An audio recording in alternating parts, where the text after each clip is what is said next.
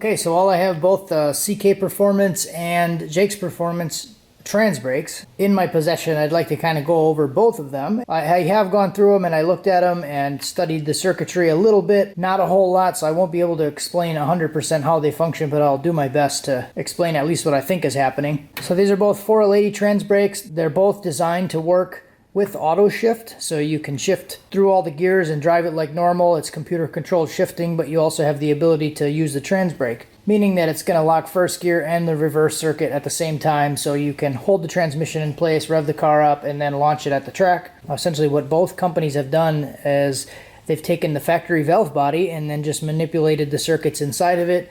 Each one has their own specifically designed plate for the valve body. Both come with a little solenoid block. The Jake's uses 2 factory shift solenoids, and he actually just announced he's recently changing this setup. The CK comes just with the accumulator block off plate, and then it's just drilled and tapped over here for what is like a nitrous purge solenoid. This is actually the old solenoids that used to come on the CK brakes, but then he switched it to this because they were having like releasing issues or something. So they ended up upgrading from this style to this style, and now Jake's is also upgrading from the shift solenoid style to a grinder style. And both of these really work by blocking the fluid path and then sending the fluid to the reverse circuit. So it makes sense that you would want as much release capability as possible. I think that's why Jake's is now going with like the best kind of solenoid that you can for a trans brake. So I think the first thing you notice on the outside is the CK doesn't use a pressure switch in here. In this area here, fills with fluid, and then this pressure switch actually sends a signal to the same wire that's coming out of the pillow switch on the transmission. And here's kind of what the plates look like overlapped. I have the Jake's underneath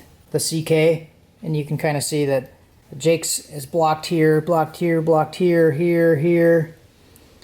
These two holes actually kind of cross a little bit, but you can see there are some significant differences in the plates. And then if we flip it over the other way, the Jake's is open here, here, here, here, and here.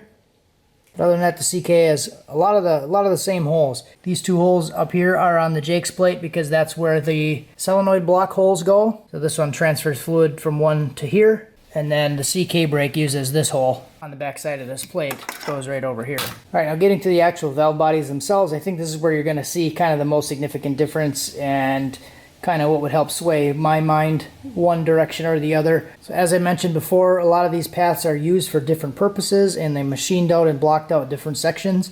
So just looking at the work that Jake has done here, this path you can see is blocked out. It looks very similar to like a roll pin hole, but it's actually a dowel that's pushed in there and machined back down. So if you look at this pattern here compared to this same circuit over here, this one is not blocked, but this one is blocked out here and then it's machined out. So this section is also machined out. Then the big thing over here is for the reverse circuit, and this stuff is all machined out. Machined out here, here, and then it runs through this little check ball area down here. This is blocked out, and then this comes over here to apply the reverse band.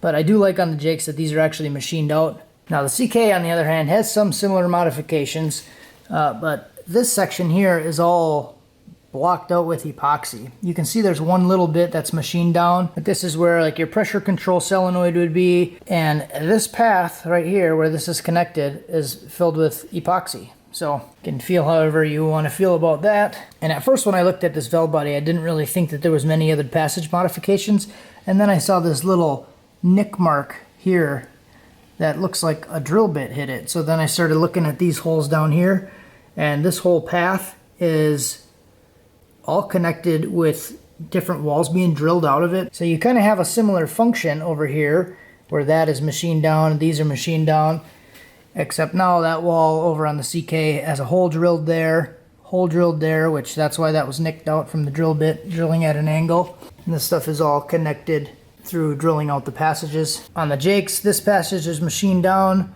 but then this one over here is connected because it is drilled out. So just from a fluid flow capability standpoint, these are machined out, so these could flow a lot easier. These here, you're kind of limited by the size of the drill bit that you can fit in there. The Jake's solenoid block has a little set screw in there, and there's this orifice drilled out, and then this connects over to this path here.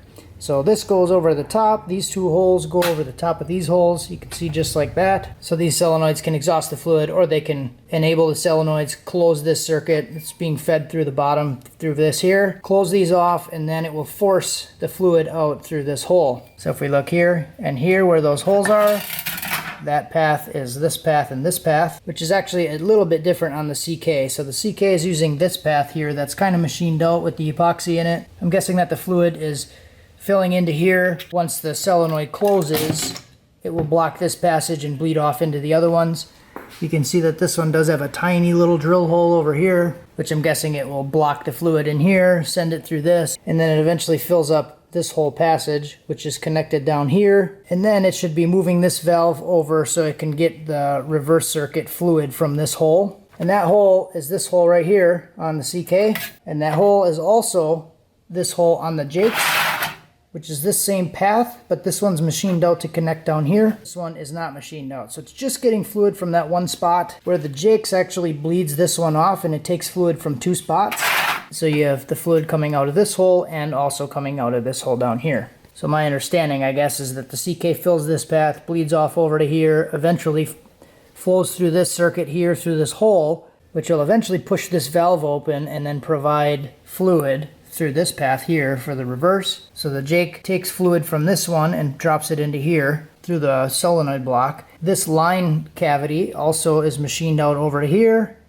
So you're giving line pressure to the valve and then signal pressure essentially from the brake to push that valve over, which also provides reverse oil through this passage, which comes out through these holes. That might not be exactly how that works. That's what I think might happen. So the CK only has one hole, Jakes has two holes. The difference is here, this hole also comes down over to this passage, and then that passage here leads over to this section here where this reverse low section in the pressure switch is. So Jakes, when you apply the brake, it's taking fluid from here, pushing it into here. Eventually reverse oil comes out of this slot here in two spots.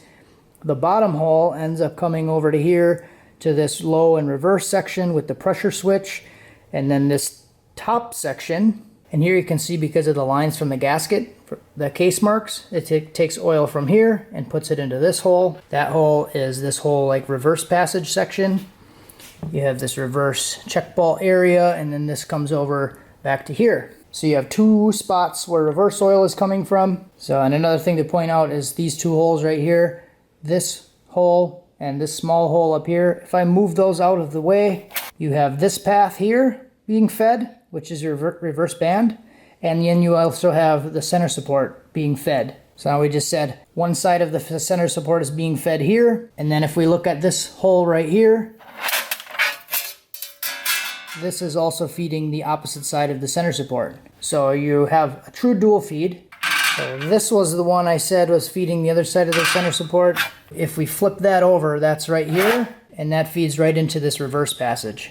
Here you basically have reverse oil coming down to here, coming down over here, and then it's going through two spots in the case to feed two sides of the center support, which also feeds your direct drum, and you have a true dual feed. And then the CK plate, you can see it has this hole that comes down to this side of the center support, this hole, which we know comes back over to the reverse section. But if you look in this area here, there's nothing going on there. So if I lift that up, that's where your other side of the center support is. That's typically where you would put like a case plug in if you're dual feeding. This one's plugged to the case and also doesn't have the true dual feed, if you want to call it that. And the CK brake, where this hole comes out and comes over to here for reverse, it doesn't have anything else down in this area because that passage right there is just real small. All right, so that's kind of my basic understanding of what these things do. The Jakes is a little bit more expensive, but in my personal opinion, I think it's higher quality. I don't really like the epoxy stuff because you could definitely have issues with that stuff coming off eventually. So I definitely do like the machine work that's done to the valve body there. Curious to see how people like the new Jakes grinder style solenoid when that comes out. It'll be interesting to see what he wants to do for people that are asking for upgrades. Someone in the comments on the release asked if you could modify the old style to get the new grinder style to work. He said there's a way to do it, so he might do like an upgrade program. The downside of that though is it's a higher current solenoid, so you might have to do something with the case plug because the wires are pretty small going through there. So this one's going to go back in my transmission. This one I'm just going to save for a rainy day and then might hook it up and see how it goes. I don't have any experience using this one, and I have little experience with this one, so I can't really give you comparison over release times or apply times or anything like that. But I'll throw this in something probably someday and mess with it. Alright, so that's kind of it. Differences between the two. If you guys have any other known differences, leave it in the comments. If you guys are using one or the other, let me know, and you guys can arm wrestle about it, which one's the best. Thanks for watching. Have a good one.